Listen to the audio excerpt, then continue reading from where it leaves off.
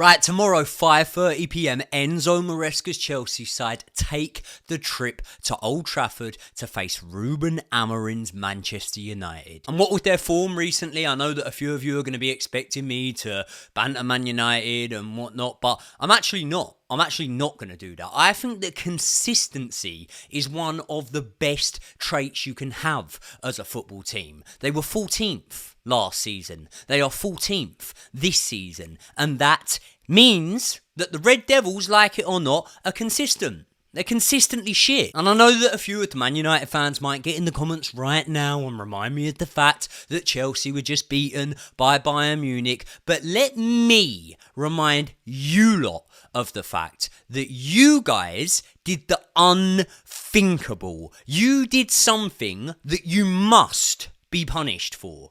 You let Spurs win a European trophy. That is truly unforgivable. And if you don't believe me, tell me a manager that was sacked within days of winning a European trophy. Tell me, Roberto Di Matteo? Is that who you're thinking of? Wrong. 6 months in the job. There's 6. 6 months in the job Di Matteo spent after winning the Champions League. And listen, this season hasn't started great for Man United, has it? Just the one win so far in all of their competitive matches. Obviously, that one win came against Burnley. I don't know if you lot watched that match. I did. I thought they got fairly lucky. They really made a struggle of that one. They were knocked out the cup by Grimsby in the second round. That really is something to be very, very worried about. And obviously they're coming off the back of somewhat of a crushing defeat in the Manchester derby. And do you know what, right? Usually, the Man United of old, Fergie's Man United, I would be worried right now because of that result. Scrap that. Ollie's Man United, even Ollie's Man United, I would be worried coming off the back of the loss in the Manchester derby because I think they would show the real desire to bounce back. But with Amorim, I'm just not too sure, man, because you've got a system that's yet to click. You've got a manager that is against changing the system and is going out saying he won't be doing that. And at the same time as that, he's also kind of flirting with leaving the job already. So what I'm saying is if that 12.5-year curse is to be broken of not recording a win against Manchester United at Old Trafford, tomorrow is the time to do it. Chelsea have not won there for over a decade, and that is mental. I'll call it for what it is. From my club, that is bad. But tomorrow, we change that. And in this match, I'm going to give you what I think our keys to victory are. I'm going to give you my preferred starting lineup, which will shock one or two of you. I've actually left a player out of there that I think I've picked for every at least Premier League starting lineup so far since he signed for the club.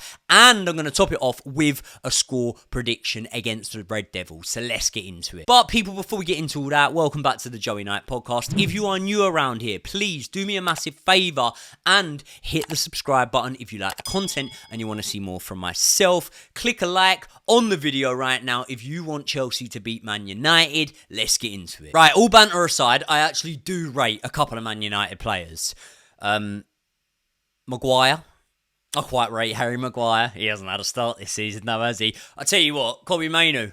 Do you know what? That kid is a fucking baller, and he can't get a start for love nor money under Ruben Amorim. And this could come back to bite me in the arse. I know, bold prediction, but I just think Šeško's going to flop hard at Man United. So, realistically, I suppose what I'm trying to say here is, in my opinion, their best player this season's been Mason fucking Mount. Nah, it's probably been Bruno, but never let the truth get in the way of a good story. Now, we took their best winger off of them, haven't we? And their other best winger is now banging in goals in the Champions League for Barcelona. So I'm not sticking the knife in. But despite the loss to Bayern Munich, it's United that need a win here way more than Chelsea, in my opinion. Because otherwise, right, by the time, what's Old Trafford hold? 75,000, isn't it? Yeah, so call it, even if we go 5,000 away fans, yeah, by the time the 70,000 Man United fans get back to St Pancras in London, where they all live,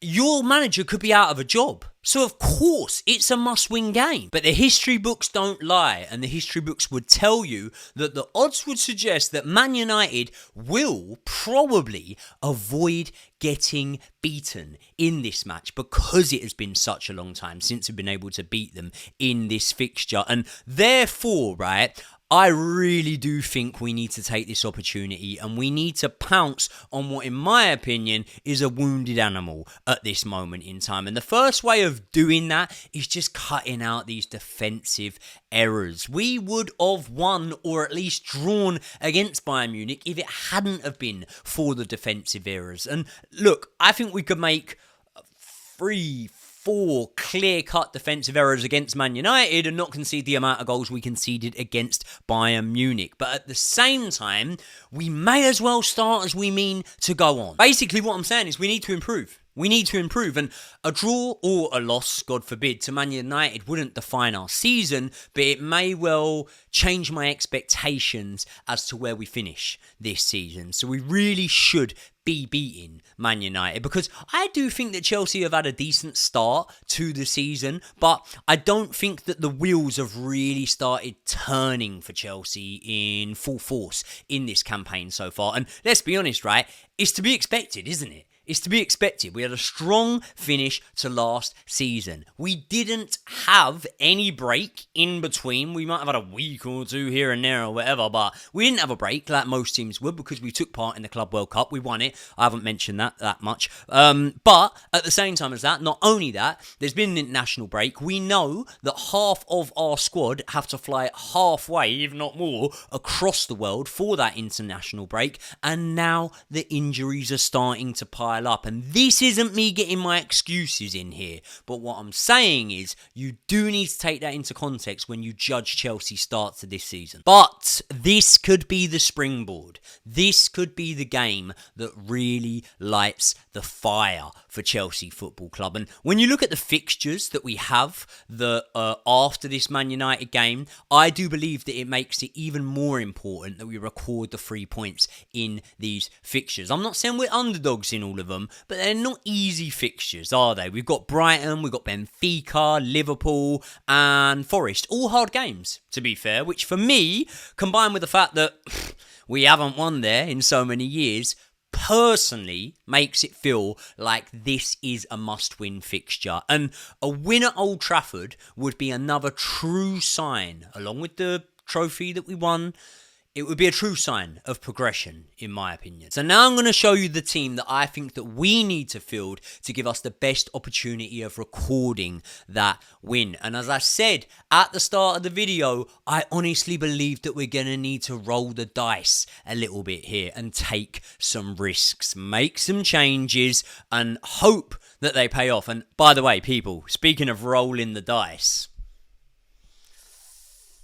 how nice is that, eh? We've got the new Nyla Apparel t-shirts. I'm going to stick the link to the Nyla Apparel website, and I believe, I'm hoping, fingers crossed, that the guys at Nyla Apparel have got a discount code for you. So if it's there, I will stick it next to the link. But without any further ado, let's get into the team sheet. Right, so Robert Sanchez in goal, that's a given. I think Robert Sanchez has been really, really good recently. I think that he showed his worth against Bayern Munich. I think that he pulled off a few really, really good saves. Like, some of them were really underrated. Some of them went down as like, oh, he just got his body in front of it. He didn't. A few of them were reflex saves. And yeah, we would have conceded more goals had it not been for Robert Sanchez's contribution in that match. Reece James, right back. Okay, I've said it time in, time out. I don't mind when you're playing against, I mean, fucking hell, Man United are a bottom half of the table team, aren't they now? But I don't mind when you're playing against the bottom half of the table team and Reece James is in central midfield. And you'll look at the game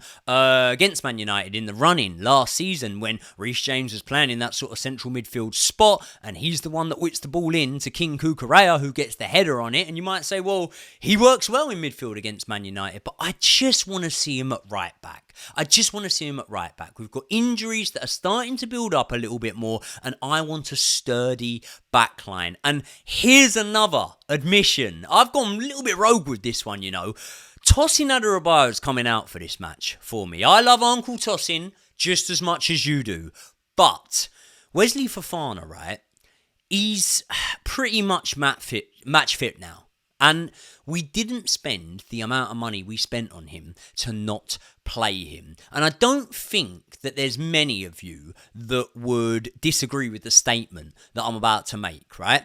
And the statement is that Tosin Adarabioyo is performing to a better level than Wesley Fofana at this moment in time. Of course he is. Wesley Fofana has been injured. But everyone surely believes that Wesley Fofana's ceiling, maybe it's changed since the injury in your opinion, but his ceiling is higher than Tosin Adarabioyo's. And at some point, we're going to get him back into the lineup. I want to get him back into the first team. I think that our strongest centre-back pairing is Wesley Fofana and Levi Colwill. So in Levi Colwill's absence, we have got a stalemate of this Chelsea team. A senior player and a man I love. Trevor Chalobah. Cucurella in at left-back. The midfield pivot, it picks itself, doesn't it? It's Caicedo and Enzo Fernandez. I want to see Enzo a little bit further back than we did in the game against Bayern Munich because I think that he can create so much more from there. And I also want to see Cole Palmer in the 10. Now, I have gone back and forth whether Cole Palmer's better in the 10 or better on the right wing. But what I do know is in this team selection,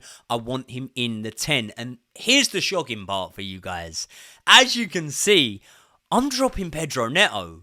And dropping isn't the word that I want to use to describe it. Because Pedro Neto is the absolute daddy. He's a workhorse. He's creative. He's the quickest player I've seen playing for Chelsea in God knows how long. Once he sets off, there is no catching him. But he will do damage from the bench in this match. And I believe that one of the biggest contributing factors into what Pedro Neto brings to this team is actually the defensive ability, the ability to be able to help out, to be able to get up and down, to be able to provide cover, to be able to make runs and take things away from people. And as much as I want to see that, I don't rate the Man United backline all that much. I really don't. And therefore, I want to let Esteval loose on them. Because Esteval will absolutely terrorise Luke Shaw, if that's who it is, playing at left back for Man United on the day. I'm telling you, he will. He will run him ragged, Esteval. He needs to start now. This is the time. He needs to start a game for Chelsea in the league now, Esteval, and he will show you what he can do. I know he started the game against West Ham, and he did show everyone what he could do in that one, but this is a big occasion, and I think he'll step up to it. On the other side, another man that will be desperate to step up to it. It really does show a lot about the state of Man United. Like, you know, you see players that used to play for Man United, Cristiano Ronaldo when he went back there, David Beckham and whatever, very, very respectful. I don't know we'll see the same from Garnacho. I don't know we'll see the same from him. One thing I do know about Garnacho is I am almost ready, despite it only being a matter of minutes, really, that I've seen him in a Chelsea shirt. I'm almost ready to hold my hands up and go, do you know what? I was wrong. Because I said that I wanted Xavi Simons over Garnacho. And I said that I'd be a little bit disappointed if we got Garnacho instead of Xavi Simons. And do you know what? Shout out to Brian, you lot know him as the true Geordie. He said to me at the time, he went, Garnacho will do better for you than Xavi Simons. He went, Garnacho will be your highest contributing winger in terms of goals and assists at the end of the season. And I don't know.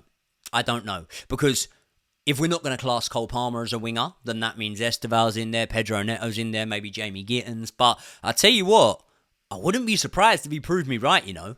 Or if Garnacho proved Brian right, or what. You get what I'm trying to say. Joe Pedro through the middle. I think this boy's going to have a good game. I think he's going to have a good game up against that defence. I think they're a bit stiff. I don't think they're that quick off of the line. And I think that João Pedro will run them ragged. This is an attacking team, man. You can't look at that team and not say that I'm going all out here. And we should do. We can't have the likes of Burnley, newly promoted.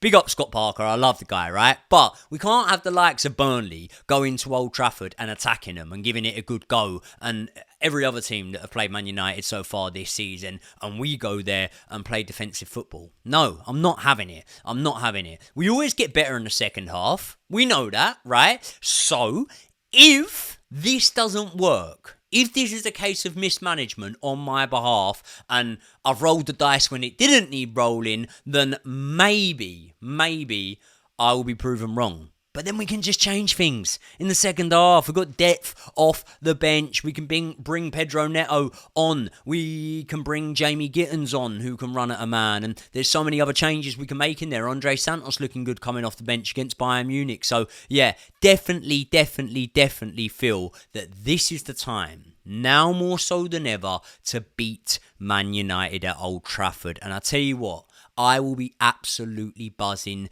to do so. And you will see my reaction to doing so, because I am going to do a live stream. I promise you, people. Tomorrow, I'll try and go live about 4:45, something like that. I'll try and go live about 4:45 to do a live watch along for the game, and then I'll get a post-match review out for you.